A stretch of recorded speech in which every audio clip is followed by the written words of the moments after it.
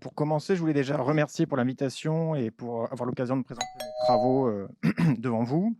Je suis plutôt habitué à d'autres mondes et à d'autres interventions plutôt du côté du monde de l'éducation populaire et des formations universitaires. Donc, je trouve aussi très intéressant pour moi de rencontrer la CARDI, aussi la formation continue des enseignants et des enseignantes. Donc, j'espère que ces quelques éclairages pourront vous apporter des éléments de réflexion, d'analyse autour du jeu. Euh, je vais juste commencer le préambule, hein, juste donner quelques éléments sur qui je suis et qu'est-ce que je fais. Donc, je fais de la recherche sur le jeu. Ça reste un objet relativement mineur dans la recherche. On n'est pas beaucoup. J'appartiens à un petit laboratoire qui s'appelle Experis, qui travaille sur le jeu depuis les années 80. On n'est pas beaucoup non plus. Et en sciences de l'éducation, on a cette particularité de tous les collègues qui travaillent ensemble, de travailler sur tout ce qui est l'éducation en dehors de l'école. Et donc, tout ce qui peut être les apprentissages qui se dérouleraient en dehors de l'école. Donc, c'est là où on est un peu marginaux à bien des égards. Et des fois, on se demande bien qu'est-ce qu'on fait en sciences d'éducation, ou du moins, c'est des questions que peuvent nous poser nos collègues. À quoi bon travailler sur le jeu? Est-ce que c'est pas un peu trop frivole pour y passer autant de temps et de travaux et d'argent? Mais c'est encore une autre question. Je travaille essentiellement sur l'animation socioculturelle, donc les pratiques d'animateurs, d'animatrices, mais aussi de ludothécaires. Et donc, dans quelle mesure ces professionnels aussi qui s'intéressent au jeu et qui font jouer les enfants peuvent rencontrer à la fois des difficultés et parfois des réussites.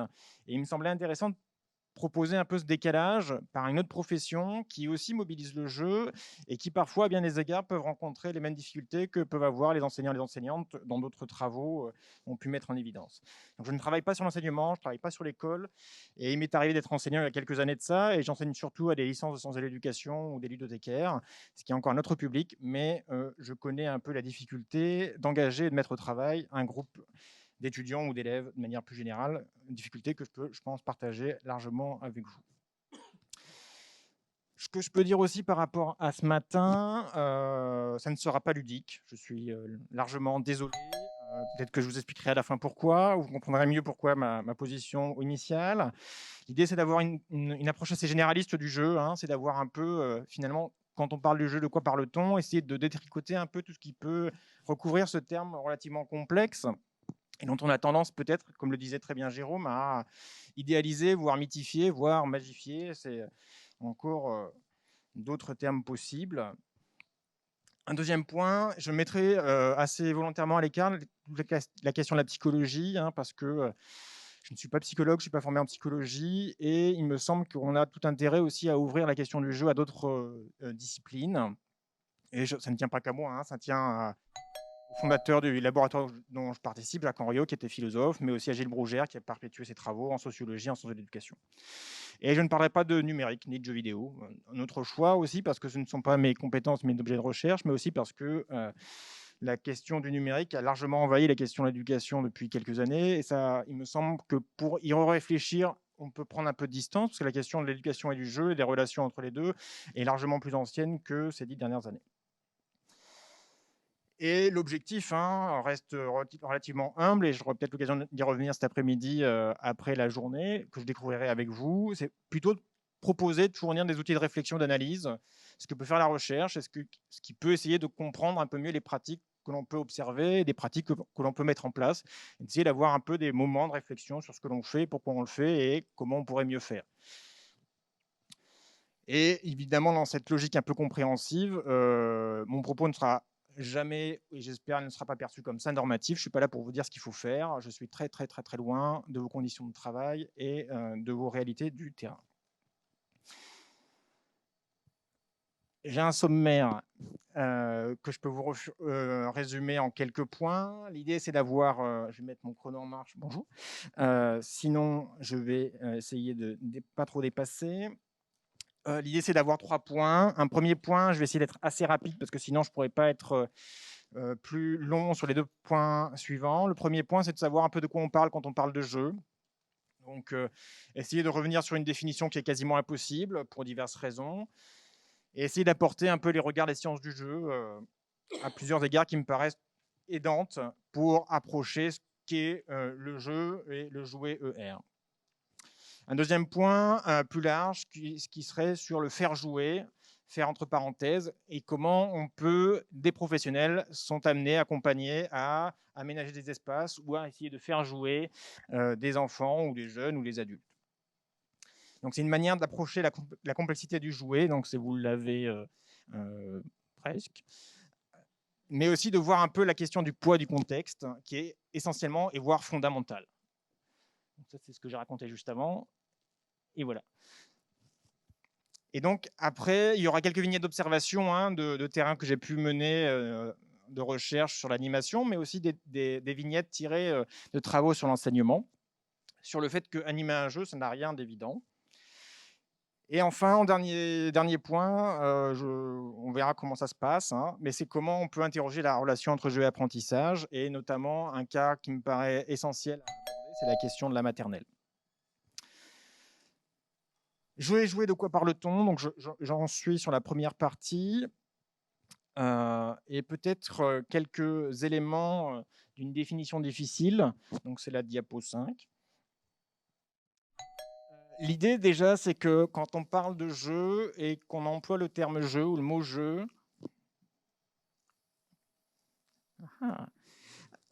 c'est souvent utilisé comme une métaphore. Donc on parle du jeu pour évoquer d'autres choses. Donc je vous ai donné quelques exemples qui arrivent. De titres de presse récents qui utilisent la métaphore du jeu pour décrire autre chose. Donc pour l'association Patrimoine commun, le droit, c'est un jeu d'enfant, tiré d'un article de France 3. Devoir, scolaire, un jeu d'enfant et de parents, titre du Midi Libre. Quand l'opéra devient un jeu d'enfant, Figaro. Donc vous voyez bien le pattern qui apparaît, c'est que l'expression jeu d'enfant permet de simplifier, voire de paraître beaucoup plus simple, la question de la pratique considérée. Le jeu politique apparaît plus incertain que jamais, atomisé en grande fragilité. Donc ça, c'était un titre par rapport à la politique actuelle et la minorité du gouvernement à l'Assemblée nationale. Donc c'est là où la politique pourrait être associée à un jeu. Et on peut se demander effectivement si la métaphore est adéquate ou pas. Ou de la même façon, le jeu de la guerre, qui est un livre célèbre, mais qui peut être aussi souvent cette métaphore du jeu appliquée à la guerre. Donc vous l'avez encore dans le conflit et la guerre en Ukraine, où Poutine accuse l'Occident d'un jeu dangereux. Donc c'est là aussi, on peut se demander en quoi la métaphore du jeu est utile pour illustrer ou associer les pratiques guerrières à une pratique qu'on pourrait paraître plus enfantine et plus frivole.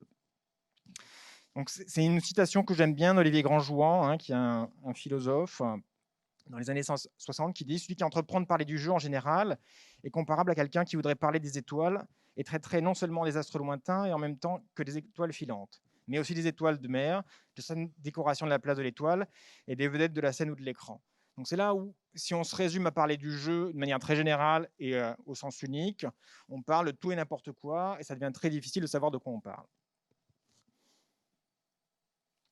La même chose, le dictionnaire devient rapidement inutile, parce que le jeu est une chose dont chacun parle, que tous considèrent comme évidente et que personne ne parvient à définir. Ce n'est pas en lisant l'article « jeu » d'un dictionnaire que l'on apprendra, si l'on sait déjà ce que c'est que jouer. Dans ces textes de ce genre, le jeu semble toujours dire aux lecteurs qui sont en train de s'instruire « Tu ne me chercherais pas si tu m'avais déjà trouvé ».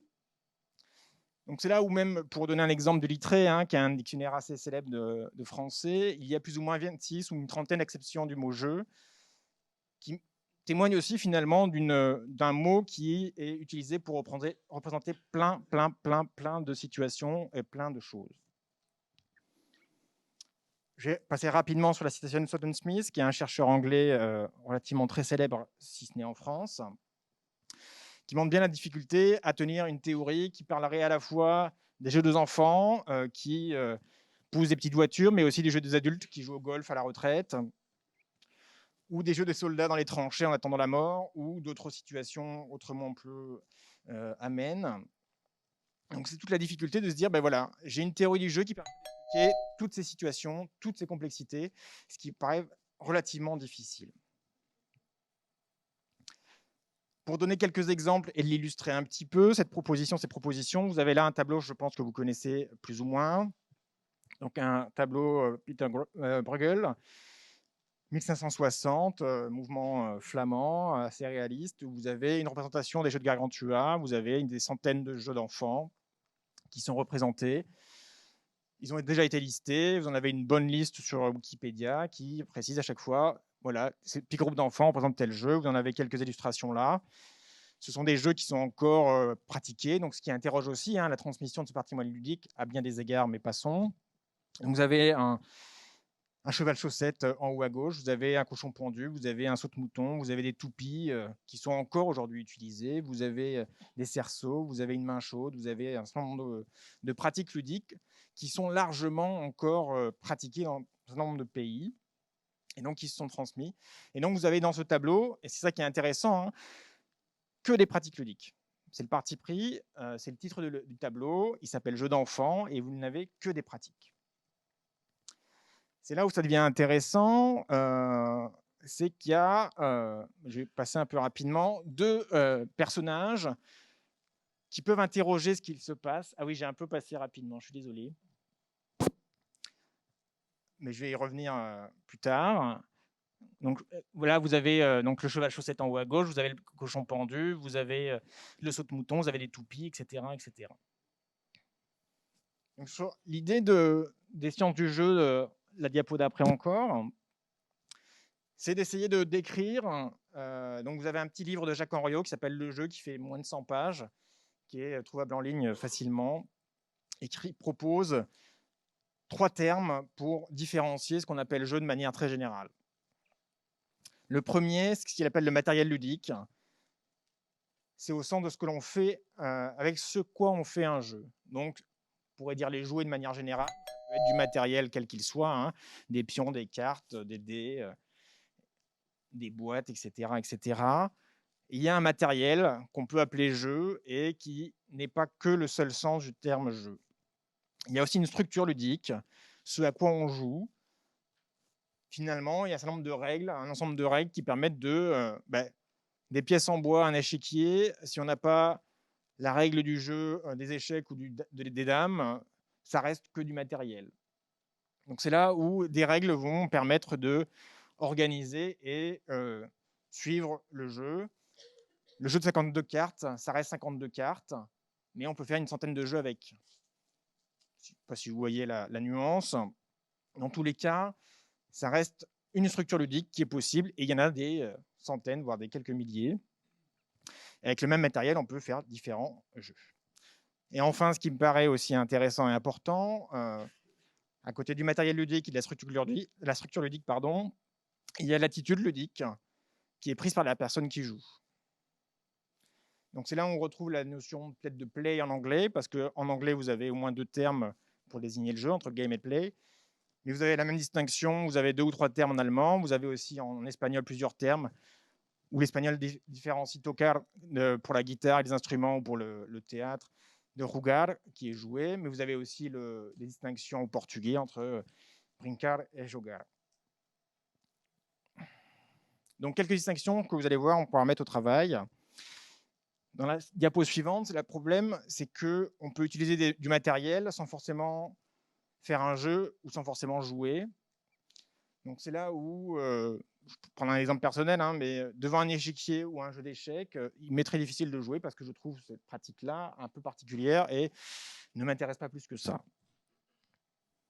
Mais on peut aussi jouer finalement sans utiliser du jouet ou même des objets joués. Typiquement, il y a un certain nombre de pratiques ludiques ne s'appuient pas sur des supports ou des règles particulières. C'est très flagrant chez des jeunes enfants. Vous pouvez voir des enfants qui marchent et des enfants qui jouent à marcher. Sans marcher sur les lignes, en marchant que sur les lignes.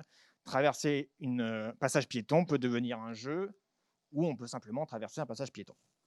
Donc c'est là où c'est toute la difficulté du jeu, finalement, qui est résumée en une phrase. On peut faire quelque chose sans jouer, on peut faire la même chose par jeu. Donc ça veut dire quelque part que le jeu n'a pas de pratique en tant que telle qui serait reconnue comme un jeu. Si je l'étends encore un peu plus, je peux jouer à tout et n'importe quoi. Voire, tout et n'importe quoi peut ne pas être fait par jeu. Donc c'est là où c'est toute la difficulté, où s'arrête et où commence le jeu, et à quel moment on arrive à circonscrire la pratique du jeu. À quel moment je joue, à quel moment je ne joue pas. Donc un autre exemple, et j'arrête avec les exemples, hein. Quand on voit un enfant qui balaye de dos, imaginons, on ne connaît pas forcément son âge, est-ce qu'il balaye vraiment ou est-ce qu'il joue à balayer? Ça devient pas si évident que ça d'avoir la réponse. Donc ensuite, vous avez une petite citation de Jacques Henriot où il y a des cailloux alignés par terre. Qu'est-ce que c'est? Le passant l'ignore. Et les enfants surgissent. Attention, monsieur, vous marchez dans notre jeu. Les joueurs envolés, les cailloux retournent à l'état de cailloux. Donc c'est là où comment le sens que l'on attribue à des objets, du matériel ou à ce qui se passe dans la réalité est lié à des joueurs qui vont définir d'une certaine façon ce qui se passe. Vous avez une belle photo d'Hélène Lévite, d'enfants qui jouent dans la rue, mais passons. Et si on revient avec cette question-là sur le tableau de Bruegel, vous avez deux jeunes filles, trois même, qui ont des pratiques un peu particulières. En haut à droite, vous avez donc deux jeunes filles qui s'amusent avec une déjection d'un animal quelconque. Donc, a priori, c'est un jeu, parce qu'il n'y a que des jeux d'enfants représentés. Mais la question est que pose Jacques Henriot, et plutôt la jeune fille de gauche, à quoi joue-t-elle? Donc, je ne sais pas si vous voyez très bien ce qu'elle fait. Si. Donc, ce qui est indiqué, hein, ce qui est relevé, hein, c'est qu'elle urine. Donc, est-ce qu'elle peut jouer à uriner? Donc, c'est la diapo d'après qui me paraît importante à garder en tête. C'est qu'il n'y a pas de jeu sans jouer, et pas de jouet sans joueur. Dans le sens où finalement, ce qui donne sens au jouet, c'est le joueur qui aura défini et décidé de quoi il allait jouer. Ce qui devient un peu compliqué, vous allez le voir, quand on parle d'éducation ensuite. Donc le jouet n'existe jamais qu'à la façon d'une conscience seconde, réduplication du sens, on saute un ruisseau et l'on joue, on ramasse du sable et l'on joue, le déchiffreur du sens imagine plus qu'il ne perçoit, le jeu ne se voit pas, il se comprend. Donc ce n'est jamais simple ni évident de savoir si des personnes devant moi jouent effectivement ou s'ils ne sont qu'en train d'explorer quelque chose. Il y a des travaux extrêmement intéressants de Corinne Hutt, une psychologue américaine, qui a cherché à savoir si des jeunes enfants jouaient effectivement quand ils explorent finalement des objets, du matériel, quel qu'il soit. Est-ce qu'ils explorent simplement les formes et les objets, etc., ou est-ce qu'ils jouent avec déjà ce matériel? C'est là où la frontière, la nuance est jamais simple à établir de fait. Notre exemple, vous avez là une couverture assez relativement célèbre qui montre aussi la variabilité, ou du moins la variation de ce qu'on considère comme jeu à travers les âges. La guerre des boutons, je pense que vous connaissez tous le roman de Pergaud, qui a été réalisé en film il n'y a pas très très longtemps, enfin il y a quand même un peu longtemps quand même, qui raconte des histoires assez particulières de deux bandes rivales entre deux villages. Et vous connaissez un peu tous ce qui se passe avec justement des boutons qui deviennent une monnaie et un trésor particulier, et il y a une guerre pour aller voler les boutons des autres, et à la fin tout le monde se retrouve à se battre ou à jouer à se battre tout nu. Ce qui est intéressant, c'est le travail de Bertrand Rotté il y a une dizaine d'années, une quinzaine d'années. Donc c'est la diapo suivante, qui signe Le Braque 3 mois de prison, dans le sens où Bertrand Rotté, qui est éducateur spécialisé, allait interroger un certain nombre de personnes de la prévention spécialisée et l'éducation surveillée pour dire, ben voilà, le braque qui finalement séquestre un enfant, qui lui fait des sévices divers et variés. Si on recadre toutes les pratiques des enfants de la guerre des boutons sous des cadres ou une vision juridique, un certain nombre de personnes s'accorderaient pour dire qu'ils pourraient avoir 3 mois de prison. Donc c'est là où ce qu'on peut percevoir comme jeu, ou ce qui peut avoir du sens comme jeu pour des personnes, peut être perçu et recadré comme autrement plus discutable, voire condamnable. Donc c'est là où finalement la vision que l'on a du jeu ou de la pratique ludique est quand même très variable, et qu'il est nécessaire de la recontextualiser dans un sens historique, et des évolutions que peut avoir la société française en particulier, et sur un temps plus long européenne. Donc dans la diapo suivante, vous avez un ouvrage issu de la thèse d'état de mon directeur de thèse, donc Gilles Brougère, qui parle des relations entre géo et éducation, et au moins 2 points sur lesquels je vais aller assez vite. c'est comment le jeu a été rattaché à l'idée ou à l'enfance et à l'éducation de manière très récente, hein, sur un sens de temps long. C'est une idée qui date du romantisme allemand, donc fin 18e, début 19e, où finalement, avec Richter et d'autres, hein, les contes d'Hoffmann en particulier, il va y avoir cette valorisation, ce rattachement de l'enfance et du jeu, et notamment cette relation à la nature. C'est naturel pour les enfants de jouer, et ça devient quelque part leur travail. Hein. C'était les citations de Kierkegaard, notamment en France, mais aussi la même citation qui est assez curieuse en Angleterre, de personnes qui ne se connaissent pas, hein, de Susan Isaac, qui est une autre psychologue et pédagogue anglaise. Donc c'est là où on a une vision qui commence à se construire sur le jeu, c'est le travail de l'enfant. Le jeu et l'enfant, c'est de fait un lien naturel, ce qui n'était pas vrai auparavant, hein, où finalement la question du jeu, notamment des jeux d'argent, était largement condamnée moralement, où il y avait d'autres considérations, notamment dans l'Antiquité ou dans d'autres sociétés, mais je passe tout ça là-dessus.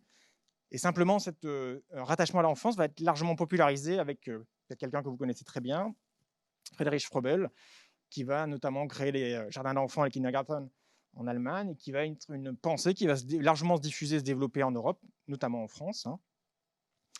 Et c'est là où, en écho avec ce que je disais juste avant, hein, on peut avoir une tendance à idéaliser le jeu, avoir une vision un peu mythique et progressiste finalement. Hein. Le jeu est forcément bon, naturellement bon. Les enfants, et c'est en lien aussi avec cette image qu'on peut avoir, cette représentation de l'enfance comme innocence, avec cette représentation très rousseauiste, hein, que les enfants naissent innocents, c'est la société qui les corrompt. Rousseau qui va s'inscrire aussi dans la tradition de Froebel et d'autres du romantisme. Donc c'est là où on a cette tendance un peu à voir le jeu comme de fait intéressant. Et ce qui est assez curieux, hein, mais c'est d'autres travaux d'un collègue anglais, Peter Smith, qui montre bien comment la question des jeux de bagarre a toujours été écartée, occultée, gentiment mis de côté par un certain nombre de psychologues, notamment français, hein, pour dire ces jeux-là ne sont pas des jeux finalement, ou ces jeux ne m'intéressent pas, je vais en retenir d'autres, alors même que les enfants jouent à se bagarrer, et le disent très clairement, et l'expriment sans aucune difficulté. Et d'autant plus, si on s'intéresse à ces pratiques-là, il peut y avoir des intérêts en termes de développement et de certain nombre de compétences, mais passons. De la même façon, on a tendance aussi à oublier que les jeux adultes jouent. Donc c'est beaucoup moins vrai aujourd'hui parce qu'il y a un certain redéveloppement de la pratique ludique chez les adultes. Mais même chez eux, on retrouve les mêmes pratiques, notamment du jeu de bagarre. Je ne sais pas si vous avez assisté ou parcouru ces pratiques-là, mais il y a un très bel article de Chartier qui parle des événements qu'il y a pu y avoir il y a quelques années sur des places publiques où il y avait des centaines de polochons, de cousins qui étaient déversés. Il y avait des espèces de bagarres monumentales, de batailles de polochons. On se pose plein de questions finalement sur le jeu de bagarre, qui est finalement à quel moment on est sur la bagarre et à quel moment on est sur de la bagarre ludique. Je joue à me bagarrer ou je me bagarre vraiment. Et cette frontière-là est toujours très sensible. Et il faut pouvoir jouer à se bagarrer pour pouvoir explorer justement cette frontière. Donc, ce qui fait un peu écho à ce que disait peut-être Jérôme, hein, tous les jeux ne sont pas forcément bons, intéressants. Il y a des pratiques ludiques qui sont moralement condamnables. Je vous passerai quelques détails, mais j'y reviendrai à la fin. Notamment parce que selon l'inscription de nos sociétés, nos regards aussi sur l'enfance et l'éducation, nos regards sur le jeu sont très variables et évoluent de fait.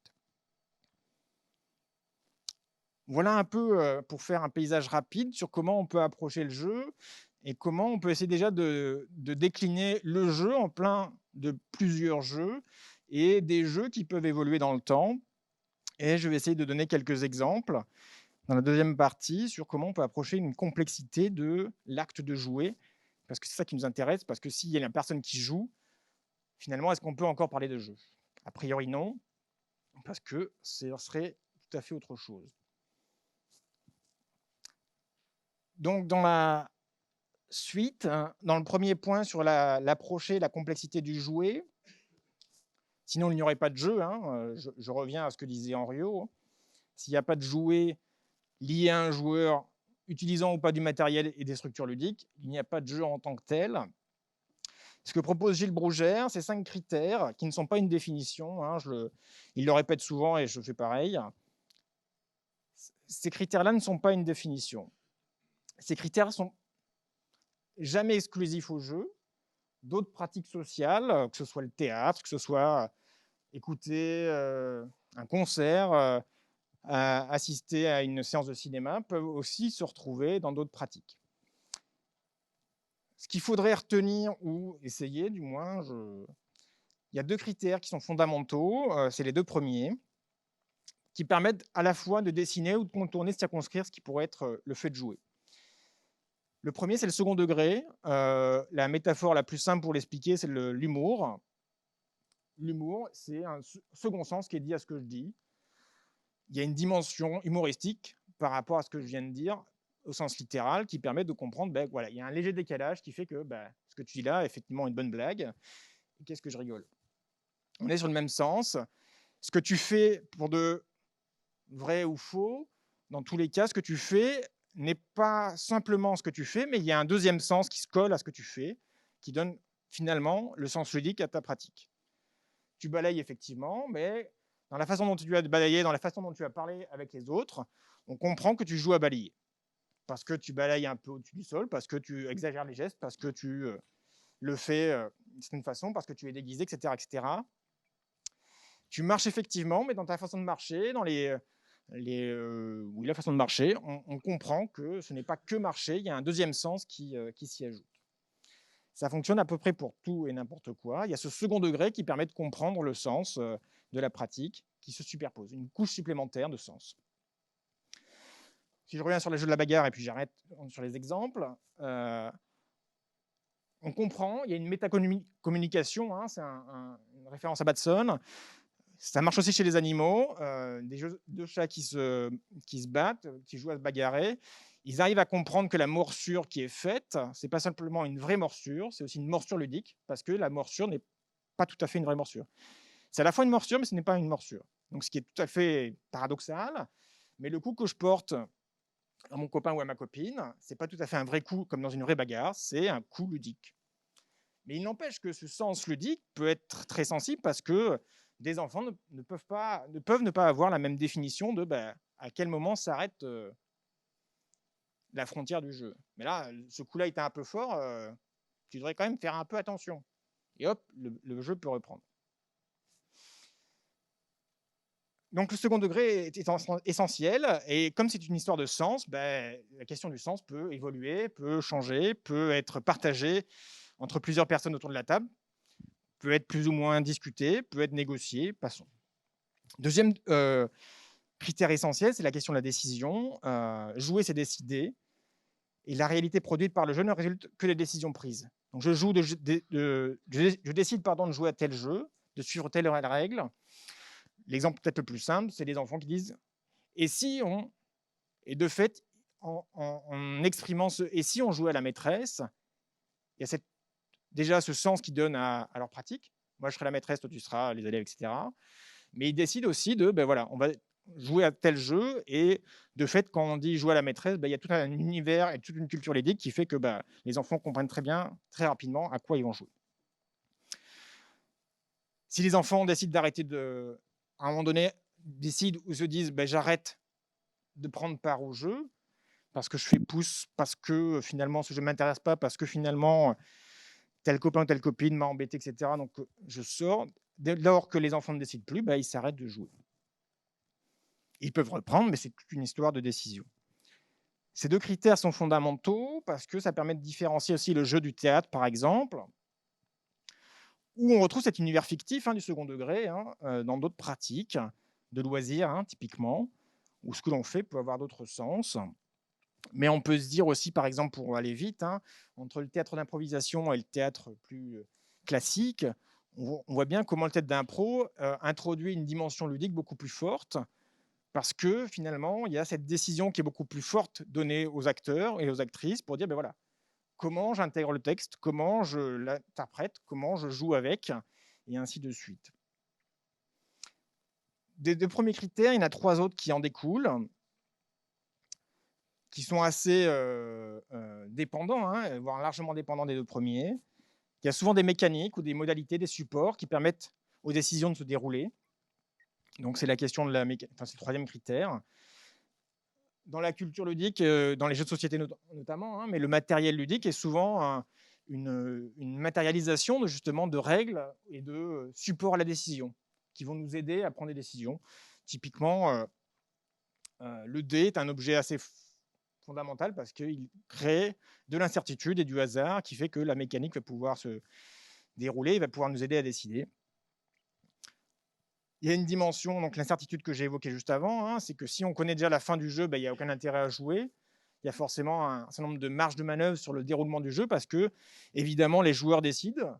Donc, en décidant de prendre telle ou telle option ou telle modalité, de fait, la finalité ou la fin ou le déroulement du jeu est forcément inconnu parce que si je savais déjà que l'équipe de France allait gagner ou perdre, est-ce que j'allais encore passer 90 minutes à regarder le match? Je n'ai pas vu le match hier, mais mon voisin regardait ça dans le train. Mais c'est là où finalement l'incertitude est importante parce que connaissant déjà la fin du film ou du livre, est-ce que je vais passer du temps à le lire? Et enfin, une dimension importante, la frivolité, où on est sur cette question de plaisir, hein, évidemment, mais aussi il n'y a pas forcément de conséquences à ce que je fais, dans le sens où une minimisation des conséquences. Ce que je fais, si je le faisais ou pas, ne changerait pas grand-chose à ma vie ou à mon cours de l'existence, globalement, mais c'est au moins pour prendre plaisir à ce que je fais et potentiellement avec d'autres personnes. Donc, dans l'étape d'après, je vous rappelle que ce n'est pas une définition et ces critères ne sont pas cumulatifs, dans le sens où il ne faut pas forcément les 5 pour qu'il y ait une dimension ludique à quelque chose. Les 2 premiers sont importants, mais il peut y avoir des variations selon les contextes, ce qui permet d'approcher un peu la complexité. Ils ne sont pas exclusifs, ils ne sont pas que uniques et exclusifs au jeu. D'autres activités sociales les ont, notamment la question de l'éducation, mais j'y reviendrai. Et donc, ça permet d'approcher des formes ludiques, selon s'il y a plus ou moins de second degré de décision, de mécanique, etc., etc. On peut essayer d'approcher de manière plus fine, on va dire, la complexité. Et c'est ce que je vais essayer de vous montrer juste après. Ces critères permettent de dire que finalement, le jeu, la pratique du jeu, le fait de jouer est une pratique essentiellement située, dans le sens où elle prend place dans une situation qu'il est nécessaire de prendre en compte pour essayer de voir comment les personnes jouent. Donc typiquement, dans une situation celle-ci, on pourrait se dire que là, il y a du matériel, des jeux en soi qui ont été conçus avec une finalité ludique, avec des réflexions, avec des auteurs, avec du matériel dessiné, des règles qui ont été construites, des mécaniques pensées, mais la configuration fait aussi que cette situation peut douter d'un certain nombre de choses. On peut aussi repérer dans une situation des personnes qui sont là, des futurs ou des probables joueurs et joueuses, qui ont en eux-mêmes des expériences passées de jeu, qui ont des dispositions à jouer, qui ont une culture ludique, pour le dire de manière plus large. Entre des jeunes enfants ou des adultes, nous n'avons pas toutes les mêmes façons de jouer, selon les cultures aussi occidentales, orientales et d'autres. Nous n'avons pas forcément les mêmes pratiques de jeu. Entre des personnes qui sont des habitués des jeux de gestion, des gros joueurs, comme on peut dire, des grosses joueuses, qui sont habitués à des jeux qui durent 3-4 heures, etc. Et d'autres qui sont plutôt intéressés par des jeux de rapidité. On n'a pas forcément les mêmes goûts, les mêmes appréciations des mécaniques ou des jeux. Donc c'est là où on a des cultures ludiques qui sont très variables, qui font que dans une même situation, selon les personnes qui sont réunies autour de la table, c'est pas dit que le même matériel rencontre le même intérêt chez tout le monde. Et donc, il y a ce contexte aussi social qui va avoir une incidence aussi sur ce qui se passe, parce que jouer en classe n'est pas forcément la même chose que jouer à la maison. Vous l'imaginez très bien. Jouer avec d'autres camarades ou des élèves, ce n'est pas pareil que dans son canapé avec des copains et des copines avec une console de jeux vidéo.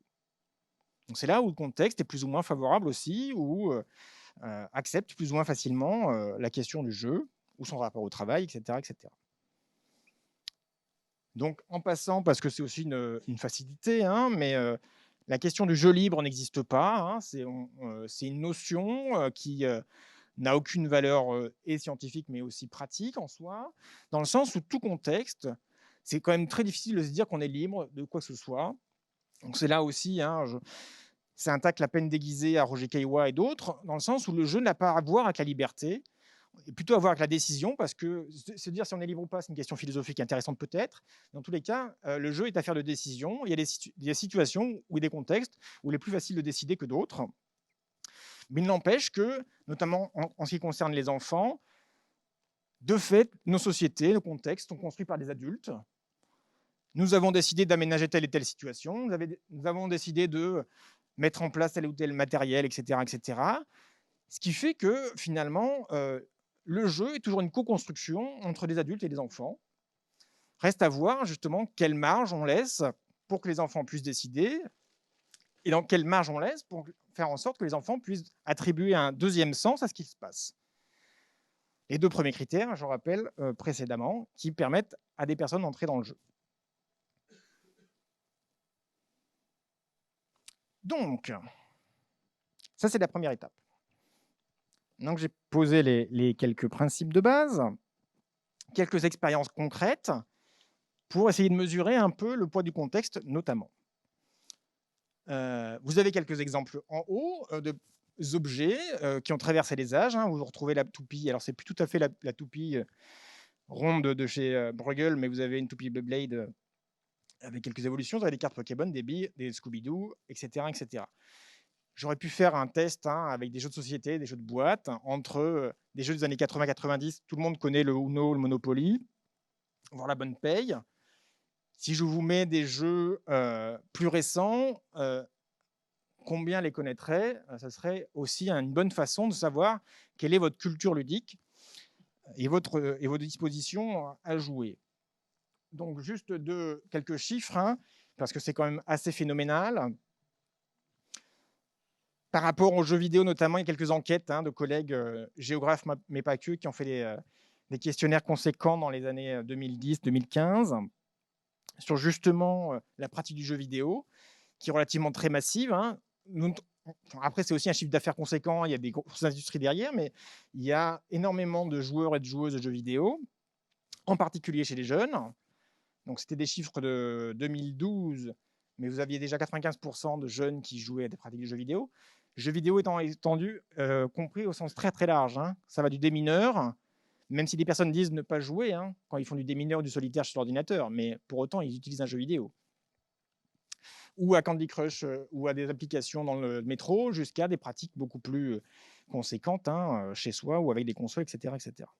De la même façon, sur les jeux de société, dans les années 90, fin 90, on pouvait compter 200 jeux de société qui pouvaient sortir à l'année. En 2017, il y en a plus de 600 qui sortent et ça s'est largement développé encore depuis ces dernières années. Il y a des salons énormes, il y a des nombreux festivals, il y a des nombreuses associations de jeux et de joueurs pour les adultes. Donc c'est là où il y a une culture ludique qui se redéveloppe de manière conséquente, avec du temps passé qui a augmenté, avec du budget alloué qui a augmenté, etc., etc. Donc c'est là où il y a une explosion aussi des pratiques ludiques. Qui interroge aussi parce que est-ce que la culture ludique des enseignants et celle des élèves sont comparables et compatibles? Il y a encore une autre question.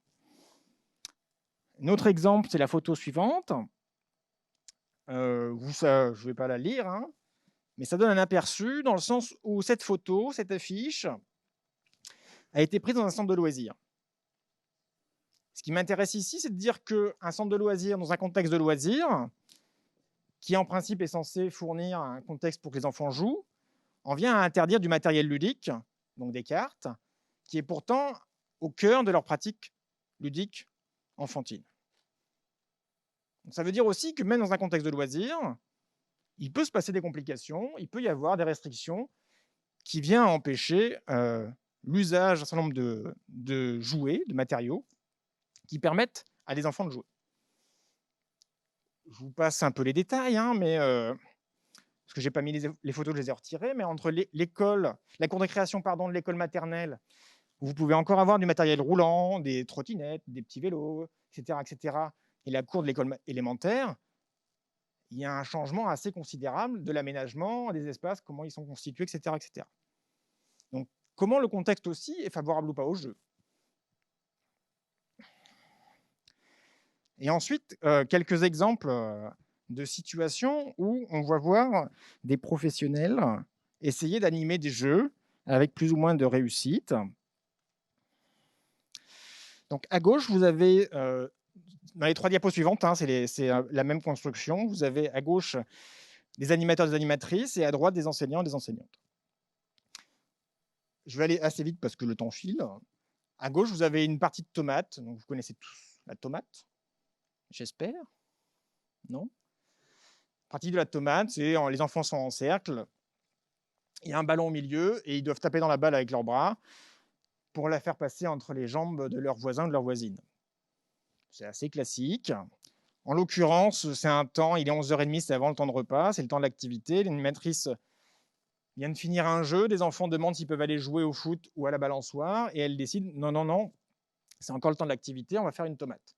Les enfants disent non, on ne va pas faire de tomate, c'est nul. Et il se trouve que l'animatrice insiste, et donc elle va réunir les enfants, ils vont se tenir la main, ils vont s'installer. L'autre animatrice va expliquer les règles, hein, donc c'est un jeu qui a été joué des dizaines de fois par les enfants, il n'empêche, les règles sont précisées. Et la balle en mousse qui est utilisée, vous imaginez sans peine, hein, une balle en mousse de centre de loisirs qui est là depuis quelques années, qui est à moitié trouée, qui n'est plus vraiment sphérique, etc., etc. Donc avec toute la bonne volonté du monde, des enfants qui tapent dans la balle en mousse. La balle en mousse fait quelques tours et s'arrête un peu mollement au milieu du cercle, ce qui fait que le jeu même lui-même ne fonctionne pas. En plus de ça, les enfants n'ont pas envie de jouer à ça, et donc ça dure quelques minutes, et au bout d'un moment, l'animatrice, malgré les relances et la tentative de animer le jeu, donner un peu d'énergie aux enfants, lâche l'affaire et dit, ben voilà, ok, on arrête là, allez jouer librement, etc., etc. Et du coup, les enfants partent en petits groupes vers ce qui les intéresse de faire. Donc, ils vont décider certains d'aller au toboggan, d'autres faire la balançoire, d'autres d'aller récupérer leurs histoires juste avant. Donc, c'est là où, selon la conception du jeu, ça peut ne pas forcément fonctionner. Ce n'est pas parce que je propose un jeu que les enfants vont jouer. Parce que question de décision derrière. À droite, vous avez une enseignante, Amy, qui utilise un jeu qui a été conçu pour apprendre, qui s'appelle Problemo, notamment sur les questions de grammaire. Et là, elle l'a transformé pour que ça réponde à des questions de mathématiques. Il s'avère que des enfants rencontrent des difficultés avec la formulation des questions et à répondre aux premières questions. Donc, un groupe d'enfants reste bloqué à la première case et n'arrive pas à évoluer sur le chemin, comme un jeu de loi, hein. Et donc, sont coincés, ne bougent pas, et évidemment commencent à râler. Et donc, l'enseignante intervient pour faire en sorte que les enfants bloqués puissent continuer. Et d'autres enfants viennent à se plaindre parce que, justement, elle aide des enfants et pas d'autres qui, eux, continuent à avancer. Donc, c'est là où, finalement, entre l'égalité face au jeu est rompue parce que l'enseignante, elle, n'a pas rompu l'égalité face à la question de l'enseignement et des apprentissages. Il faut bien qu'ils puissent aussi sortir de leurs difficultés et puissent aussi débloquer un certain nombre de blocages. Et donc, il y a une confusion, du moins une complication entre la conception du jeu et le niveau de difficulté qu'il a introduit avec les enfants qui sont en train de l'utiliser. Et en plus de ça, les enfants n'ont pas forcément perçu le caractère ludique du jeu, présenté comme jeu. Autre situation, à gauche, donc un périscolaire, où vous avez un animateur qui propose un atelier Pokémon. Donc, c'est dans le sens de la culture ludique des enfants, hein. Tous les enfants connaissent Pokémon depuis 20-30 ans. Avec plus ou moins certains ont des classeurs remplis de 800 cartes de Pokémon. Ils n'ont aucune difficulté à se souvenir des 800 noms de Pokémon, hein. D'autres, c'est plus complexe. Mais cet animateur, vous avez une phrase qui me paraît importante à souligner. Où est-ce qu'elle est? Voilà. 1059, c'est le deuxième paragraphe. Soit on apprend à jouer correctement au Pokémon, soit c'est pas la peine et vous pouvez y aller. Donc c'est là bien le sens de la situation qui est donnée par l'animateur. Les enfants ne sont pas là pour jouer comme ils ont envie de jouer à Pokémon. C'était en l'occurrence se montrer leurs cartes, s'échanger leurs cartes, parler de leur puissance, etc., etc., etc. Mais pour l'animateur, c'était bien d'apprendre à jouer aux règles telles qu'elles ont été conçues par le jeu Pokémon. Ce qui est un autre choix, ce qui est une autre orientation qui fait que les enfants ne vont pas jouer à Pokémon comme ils l'auraient entendu à ce moment-là. À droite, vous avez une autre situation. Donc, c'est les observations de Charlotte Préat qui a fait une thèse sur les utilisations de jeux en classe en Belgique. Et en fait, c'est des enseignants et des enseignantes qui font remarquer finalement que la question du loto ou du domino ne sont plus des jeux connus par les enfants aujourd'hui. Donc elle propose des mécaniques et des jeux conçus sur ces mécaniques-là, mais les enfants ne les comprennent pas, voire il y a un présupposé sur, comme ils savent comment ça fonctionne, cette question sera vite passée et il pourrait y avoir d'autres utilisations, exploitations du matériel. De la même façon, une autre dit à peu près la même chose. Avant, on connaissait tous Monopoly, Destin et d'autres, mais apparemment, les enfants ne jouent plus forcément à ça. Et c'est là où il y a un autre décalage de culture ludique, finalement, que j'évoquais juste avant, qui fait que finalement, l'emploi d'un jeu va se rencontrer à un premier problème, c'est que comme on ne connaît pas les règles, comment l'utiliser pour faire autre chose que le jeu à la base. Et un troisième exemple, sur des règles discutables. Donc, je pourrais vous en trouver des pléthores, des situations dans ce sens-là. La question des règles du jeu pour les enfants est relativement accessoire. Ce qui est important, ce n'est pas tellement de respecter la règle que de jouer avec un copain ou une copine. Donc, vous avez des centaines d'exemples où les enfants négocient sans aucune difficulté. Finalement, au Uno, comme il y a un contour blanc autour de la carte, les deux cartes sont blanches. Donc, je peux la poser. Parce que l'enjeu, il n'est pas tellement de pouvoir jouer, de gagner selon les règles, que de passer un bon moment avec des copains et des copines. Ce qui est une autre considération, finalement, que peut avoir un enseignant et une enseignante. Donc, un collègue dans les années 90 était convaincu de l'intérêt pédagogique du jeu de société, notamment. Donc, Christiane Moniz a fait plusieurs expériences avec le Monopoly et a demandé aux enfants de jouer au Monopoly. Donc, déjà, personne n'a les mêmes règles du Monopoly. Enfin, ça, il faut être clair.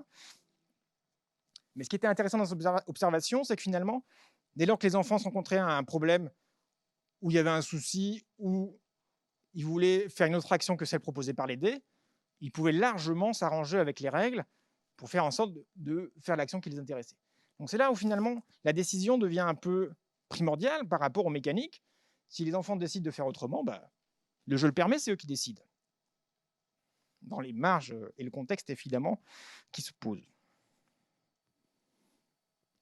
Tout ça pour dire, pour essayer de boucler un peu cette partie sur les difficultés que pose en fait l'usage du jeu et de faire jouer des enfants, c'est que finalement, entre des situations, c'est la diapo d'après, entre des situations qui ont une vocation éducative plus ou moins scolarisée et une situation ludique à droite, il n'y a pas forcément une compatibilité très forte, parce que le second degré, s'il peut être partagé, j'y reviendrai, parce que finalement, enfin, j'y reviendrai après, pardon. Entre les décisions que peuvent prendre les enfants sur comment ils vont jouer, avec qui ils vont jouer, selon quelles règles ils vont jouer, ça peut se confronter finalement avec l'agenda ou la volonté, les intentions de l'animatrice comme de l'enseignante. Donc comment les deux s'articulent, ce n'est jamais évident.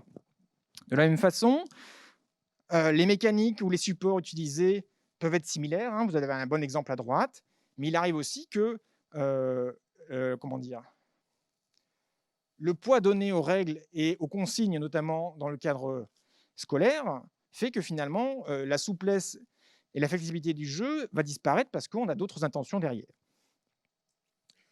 Évidemment, cette mécanique ou ces consignes vont affecter l'incertitude parce que nous, nos objectifs sont clairement visés vis-à-vis d'une compétence, d'un apprentissage particulier. Donc l'incertitude est réduite parce qu'on a une évaluation finale ou des résultats à atteindre.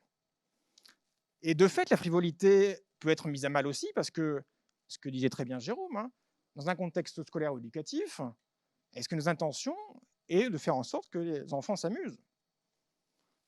Ça peut l'être à des moments. Est-ce qu'à d'autres moments, c'est entendable? De la même façon, ce n'est pas forcément le regard des collègues qui est parfois interrogeant, c'est aussi le regard des enfants. Dans la thèse de Charlotte Préat, des enfants en viennent à critiquer l'usage de jeu parce qu'ils préféraient travailler que de faire un jeu de Uno pour apprendre le néerlandais et les chiffres du néerlandais. Donc c'est là où c'est quand même très, très discutable. De la même façon qu'il y a un regard des parents sur comment vous pouvez faire passer toute votre journée à jouer à des jeux. Donc c'est là où le contexte social a un poids conséquent. Donc, entre nos formes éducatives ou comment sont conçues les situations éducatives et la situation ludique, il y a comme une difficulté de compatibilité qui pose plein de problèmes régulièrement, que ce soit aux animateurs, animatrices, parce que justement, c'est une partie de ma thèse, voire ma thèse, les animateurs, animatrices ont une vocation, une volonté, une intention de faire en sorte que les loisirs soient éducatifs. Donc, ils vont chercher à pédagogiser leur pratique et le temps de loisir, et ça va se confronter à des envies des enfants qui sont un petit peu différentes. Donc finalement, la question de la décision, de l'incertitude et de la frivolité sont plus ou moins mises à mal, ce qui peut bousculer la question de la pratique ou la réalité du jeu vécue par les personnes qui sont dans la situation. Donc c'est là où il y a toute la difficulté entre un cadrage éducatif qui est nécessaire, ou tel qu'il est conçu, mais qui peut finalement venir envahir ou détruire clairement la question du ludique dans une situation. Évidemment, si on change notre façon de concevoir l'éducation, la question se pose autrement, mais on va l'aborder juste après. Un dernier exemple dans la diapo suivante, c'est un dispositif qui me paraît intéressant parce que significatif. À gauche, vous avez une photo d'une ludothèque qui a un espace qui a été conçu et aménagé pour que les enfants ou les adultes puissent jouer. Vous avez des milliers de jeux, des aménagements, des réflexions sur comment c'est aménagé, avec des personnes qui sont là pour vous conseiller sur quels jeux prendre, où les trouver, etc., etc. À droite, vous avez un espace ludique au sein de la classe, qui est un dispositif de l'éducation nationale qui permet d'avoir des jeux de jouets au sein de l'école. Mais il est très bien, il est conseillé dans le guide d'avoir un espace, un lieu repéré et de l'utiliser dans les temps notamment interstitiels ou transition ou les temps de périscolaire. Et du coup, entre le fond de jeu de 15-20 jeux de l'espace ludique et les milliers de jeux de la ludothèque, on voit bien comment le contexte est plus favorable dans la ludothèque parce qu'on a des professionnels, on a un temps libre a priori ou un temps de loisir qu'on peut structurer pour aller jouer ou emprunter des jeux et jouer chez soi. On a autrement des ressources, un contexte qui paraît beaucoup plus favorable au jeu que peut l'être d'autres contextes, que ce soit dans l'animation ou à l'école. Parce que d'autres intentions aussi, évidemment, et d'autres choix. Où sont les apprentissages? Parce que je n'ai pas encore parlé d'apprentissage.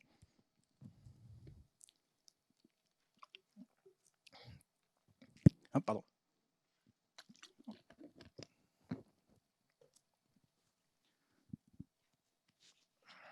Alors, bon, je vais dépasser un peu. Il y a un bon exemple, il me semble, pour parler d'apprentissage, c'est l'école maternelle. Je vais aller très vite, je suis désolé. Dans la diapo suivante, vous avez notamment un livre qui est assez célèbre, a priori, qui est disponible en ligne gratuitement depuis quelques mois, qui aborde ce que je vais dire très rapidement en quelques minutes. Il y a des usages très, très, très variés du jeu à l'école maternelle, et je vous renvoie notamment à l'article de Christophe Joignot, qui est en bibliographie, qui présente un peu rapidement tout ça. Selon les usages, il y a notamment cette pratique du délestage ou de différenciation, où finalement, les coins jeux qui peuvent encore subsister ou qui peuvent encore rester, sont utilisés pour faire en sorte que les enfants qui aient déjà fini le travail demandé ou les ateliers réalisés puissent aller jouer. Donc il y a une distinction très forte entre travail et jeu qui permet à des enfants d'aller jouer en classe sans trop de difficultés. Ça peut aussi parfois être la motivation, la carotte, simplement pour finir le travail de manière plus rapide. Mais il peut y avoir aussi d'autres espaces, d'autres utilisations de ces coins jeux, avec des consignes plus ou moins fortes sur OK, on va utiliser les jeux de construction, mais on va faire des tours ou des constructions selon telle ou telle consigne, notamment en utilisant que la couleur rouge ou bleue, etc., ou que telle ou telle forme, ou avec des consignes sur il faut mettre la table pour 3 poupées, donc il faut utiliser tous les couverts, etc., etc. Je passe les détails, mais c'est là où les usages français sont très variables par rapport à d'autres usages, notamment en Allemagne, au Japon, en Suède, aux États-Unis, où le rapport à l'enfance et au jeu et à la petite enfance et à son éducation sont extrêmement différents. Il n'empêche, il y a une tension très difficile pour les enseignantes à l'école maternelle entre OK, le jeu est important, fondamental, il faut laisser les enfants jouer. Dans le même temps, on me demande qu'il faut que je puisse maîtriser les situations et qu'ils puissent acquérir un certain nombre de savoirs à l'issue de l'année, et notamment encore plus forte pression à l'issue de la grande section, pour préparer à l'entrée à l'école élémentaire, etc., etc. Donc il y a cette ambiguïté, ce paradoxe sempiternel qui est depuis très longtemps posé, entre comment faire en sorte que les enfants puissent jouer, parce que c'est ce qu'on me demande de faire, et que je puisse aussi leur enseigner des choses. Dans la diapo suivante, vous avez une situation de Jeanne Girard que vous connaissez peut-être, donc qui a été la collègue de Pauline Kergormar, qui avait résolu ce problème. Comment donc concilier ce besoin de jouer qui est irrésistible chez l'enfant avec l'éducation qu'on doit lui donner? Tout simplement en faisant du jeu le moyen d'éduquer l'enfant. Le jeu est pour l'enfant un but en lui-même, il doit être pour nous un moyen. D'où ce nom de jeu éducatif qui tend à prendre de plus en plus de place dans notre langage de pédagogie maternelle. Donc c'est là où on a une hybridation qui est créée de toutes pièces et qui a du sens. On ne peut pas laisser les enfants jouer et on ne peut pas les éduquer, les enseigner comme en élémentaire. On va créer un entre-deux hybride qui est un jeu éducatif. C'est un moyen pour nous et les enfants auront, a priori, l'impression de jouer. Et donc, c'est dans un certain nombre de paradoxes qui découlent de ce principe, où on peut interroger un certain nombre de choses. Si on en avait vraiment confiance dans le jeu de l'enfant jouant, il serait tout à fait inutile de concevoir un matériel spécifique qui s'appellerait jeu éducatif. À quoi bon des jeux éducatifs si le jeu est éducatif en lui-même? Donc ça veut dire que tous les jeux ne sont pas intéressants, ça veut dire que seuls les jeux éducatifs seraient éducatifs. Ça pose plein de questions derrière sur qu'est-ce qu'on considère et comment on considère le jeu, et évidemment les pratiques des enfants. Donc c'est aussi une invention tout à fait ancienne. 1920, Nathan crée les premiers jeux éducatifs et les vend. C'est là où il va créer un matériel spécifique qui n'est ni tout à fait ludique, mais qui affiche un caractère éducatif parce qu'il va mobiliser des chiffres, il va mobiliser des lettres, il va mobiliser des mécaniques cognitives qu'on peut repérer parce qu'on les voit en elles-mêmes. Donc c'est là où on peut se demander si le jeu est utilisé simplement pour faire jouer les enfants et qu'ils passent un bon moment, ou est-ce qu'il est utilisé pour engager les élèves au travail et les mobiliser sur des tâches quelles qu'ils soient. Et l'école maternelle a du mal à prendre une décision. Il y a eu des programmes très variés et des choix politiques qui ont été faits en 86 notamment, avec une orientation très forte liée à l'élémentarisation de l'école maternelle. En 2015, il y a eu des variations, notamment avec un autre travail qui avait été mené notamment par une collègue, Pascale Garnier, qui essayait de remettre en place ou donner une place du moins au jeu libre ou à la pratique du jeu en école maternelle, à côté d'autres pratiques de jeu structurées et dirigées. Ces programmes ont été changés en 2017-2018. Donc c'est là où il y a tout un tas de discussions et négociations sur quelle place on donne au jeu. Et derrière la place au jeu, c'est en fait la place que l'on donne aux enfants dans un contexte éducatif. Finalement, quelle place on donne aux décisions des enfants et aux initiatives des enfants dans nos pédagogies, ce qui est un tout autre débat que la question de l'usage du jeu. Alors je continue un petit peu sur l'école maternelle et au moins je finis ça.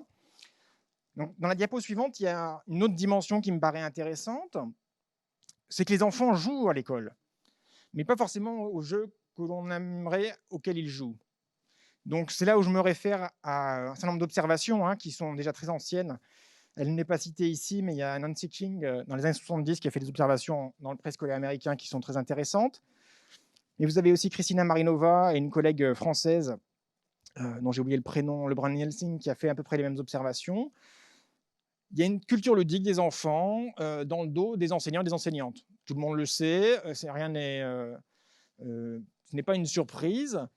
Dans tous les cas, il y a des pratiques de jeu qui s'insèrent dans les interstices entre des moments de regroupement à l'école maternelle ou au moment du regroupement, entre les transitions entre la classe et le réfectoire, au retour voilà.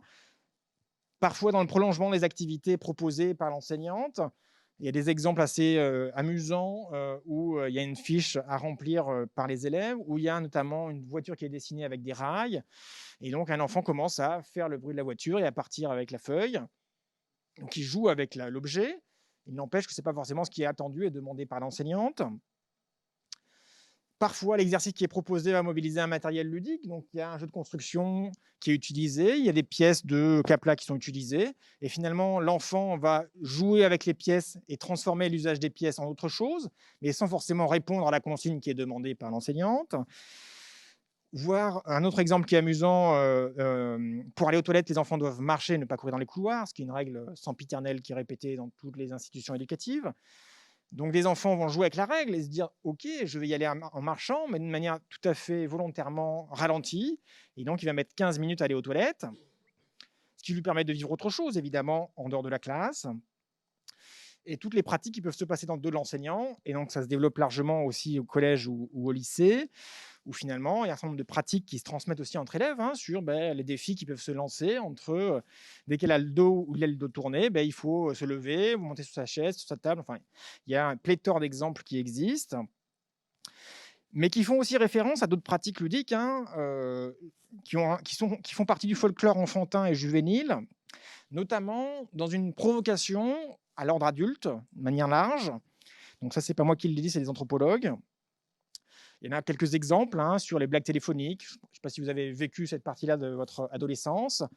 Prendre le bottin et appeler plus ou moins quelqu'un par hasard ou avec un nom particulier.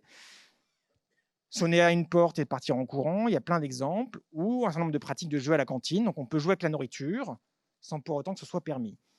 Donc c'est là où les enfants jouent, notamment à l'école. Mais est-ce que ces pratiques ludiques sont ou nous intéressent-elles? C'est un autre débat. Une autre question, du moins, que pose le jeu à l'éducation et à l'école. Et je coupe sur la question de l'apprentissage, sinon je vais vous noyer largement.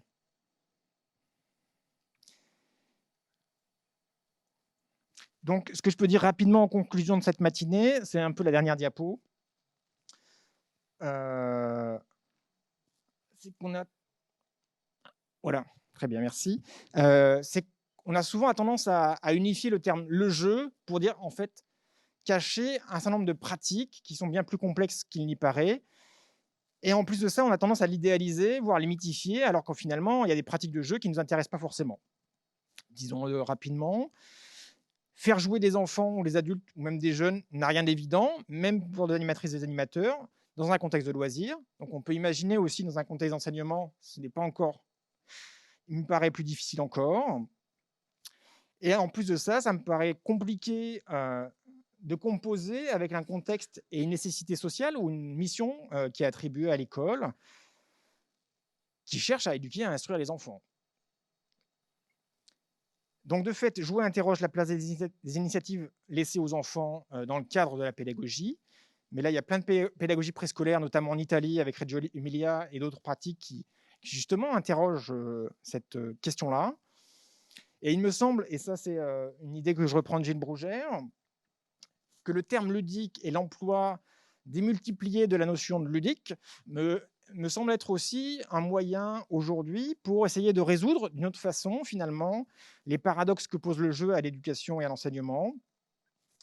Finalement, le domaine du ludique cache le mot jeu et annonce quelque chose qui pourrait avoir les attraits, les appareils ou des mécaniques prises au jeu, sans forcément annoncer un jeu, et éviter aussi finalement les critiques que l'on pourrait faire au jeu, parce que finalement, il n'y a pas à utiliser du jeu à l'école ou dans l'éducation.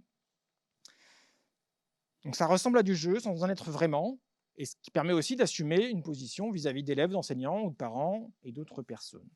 Mais ça, c'est une hypothèse qu'il faudrait préciser avec plus de détails. Et je m'arrête là.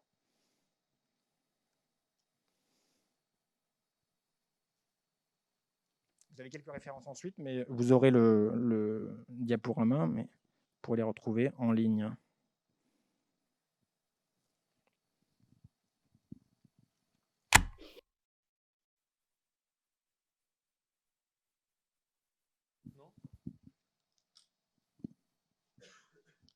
Y a-t-il des questions? Peut-être que... Okay, oui, justement.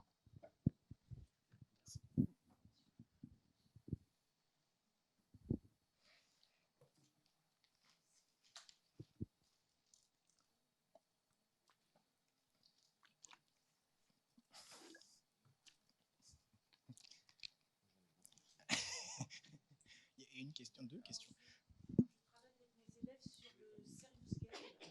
Oui.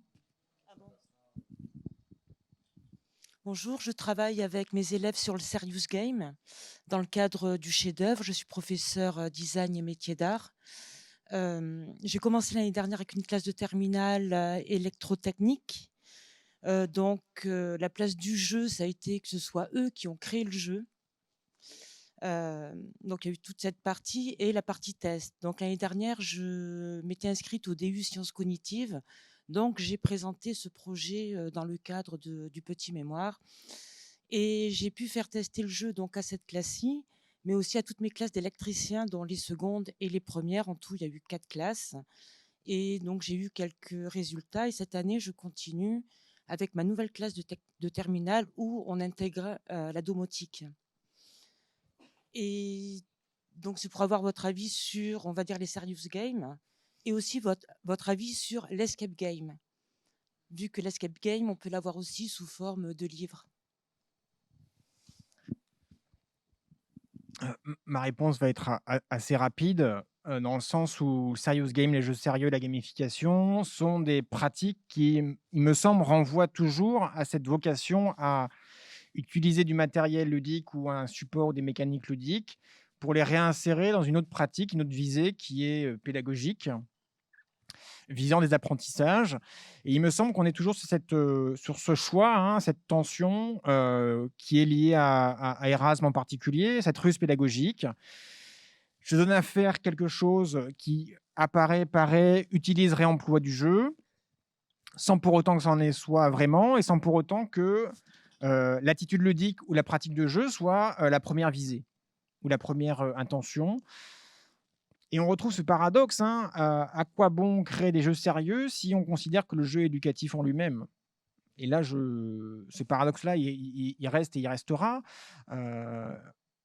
Et je ne peux pas en dire beaucoup plus, si ce n'est de renvoyer au travail de Emmanuel Savignac, qui a fait un très bel ouvrage pardon, sur justement cette question de la gamification et qu'est-ce que ça interroge sur les pratiques pédagogiques. Et les escape games, on retrouve en fait d'autres pratiques, hein. Il me semble que tout jeu peut être inséré dans un contexte pédagogique. Et il me semble que la question, c'est de savoir est-ce qu'on veut y jouer. Dans ce cas-là, il me semble que ça sera compliqué, sauf pour certains enfants ou certains jeunes qui ont l'habitude et apprécient ces mécaniques. Et si on veut apprendre, il me semble que l'emploi du mot jeu peut paraître parfois extensif, voire plus ou moins rusé, pour faire en sorte que des enfants et des jeunes considèrent qu'ils vont jouer, alors que notre objectif et notre intention est tout à fait différente. Voilà ce que je peux dire rapidement. Mais c'est de la même façon, hein, pour étendre ça à d'autres choses que le jeu, hein, quand on fait rentrer du livre à l'école, quand la littérature jeunesse à l'école maternelle, mais le livre de manière générale au collège, au lycée, quand on fait rentrer des films en classe, quand on fait rentrer du théâtre, quand on fait rentrer des médias, quels qu'ils soient, en classe, ils sont transformés par nos usages. C'est la même chose pour le jeu. Voilà ce que je peux dire de manière globale, de manière plus générale, pardon. Une autre question? Est-ce que vous avez pu observer des ateliers de jeux de société? Moi, j'en ai déjà vu, j'en ai déjà animé dans mon lycée, par exemple, où on essaye un peu de recréer l'ambiance d'une ludothèque, justement. Donc, est-ce que vous avez pu observer ça? Non, parce que je n'ai pas travaillé sur l'enseignement, les institutions scolaires en tant que telles. Mais il me semble que ce qui peut se passer, hein, dans des foyers socio-éducatifs, dans d'autres espaces, au collège et au lycée en particulier, effectivement, il y a des ludothécaires, des ludothèques qui vont intervenir dans les écoles ou dans les établissements scolaires et qui vont rechercher à créer un espace dédié à la pratique de jeu, et ça peut fonctionner sans aucun souci.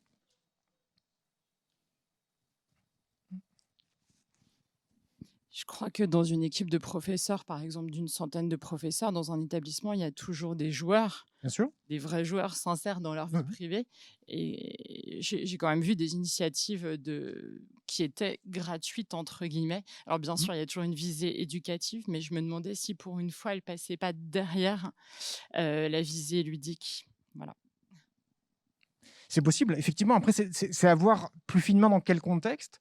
Si c'est sur un temps périphérique à la classe ou périscolaire, effectivement, comme il y a moins cette intention, cette vocation à enseigner un contenu disciplinaire dans le cadre d'un programme, la place donnée aux élèves et aux pratiques des élèves peut être beaucoup plus large. Et donc, effectivement, si j'ai un fond de jeu conséquent et que des enfants ou des jeunes peuvent choisir à tel jeu, peuvent être accompagnés par un professionnel ou une personne qui connaît les règles du jeu et qui facilite cette entrée dans le jeu, il n'y a aucune, a priori, différence à ce qui pourrait se passer dans une ludothèque ou dans un lycée. Donc c'est là où si le temps pour lequel ça s'inscrit, cette pratique, a une vocation à permettre de jouer, pourquoi pas, effectivement. Dans d'autres contextes, la question du second degré de la décision peut être beaucoup plus réduite, et donc l'entrée dans le jeu est moins facile. Mais on peut effectivement trouver des espaces à l'école, comme au collège ou au lycée, des espaces pour jouer sans aucune difficulté, oui. Merci beaucoup pour ce panorama global qui nous permet de prendre un petit peu de hauteur par rapport à la question qu'on partage aujourd'hui. On vous propose juste de réagir le temps de faire la transition, parce que là, vous allez découvrir 2 capsules vidéo, donc il faut juste qu'on les mette en place au niveau de l'ordinateur, de réagir sur une application, donc la numérique. Voilà, ça sera une petite étape pour garder aussi ce qui vous semble important par rapport à ce qui a été dit. Vous pouvez vous connecter si vous le souhaitez sur menti.com, tapez le code qui est à l'écran. 59 53 50 81 pour réagir à la conférence sur cette question de école, jeu, c'est sérieux, apprendre en fonction de ce qui a été proposé par Baptiste Bespatin ce matin. Et on va préparer la suite. Donc on va passer d'un grand panorama historique, sociologique à quelque chose de beaucoup plus précis, puisqu'on va rentrer dans le cerveau. Donc là, on va être sur un spectre beaucoup plus étroit et beaucoup plus resserré pour voir un petit peu précisément ce qui se joue par rapport à la pratique ludique et le cerveau quand on apprend avec des élèves. Voilà, donc on prépare tout ça et on vous retrouve dans quelques minutes.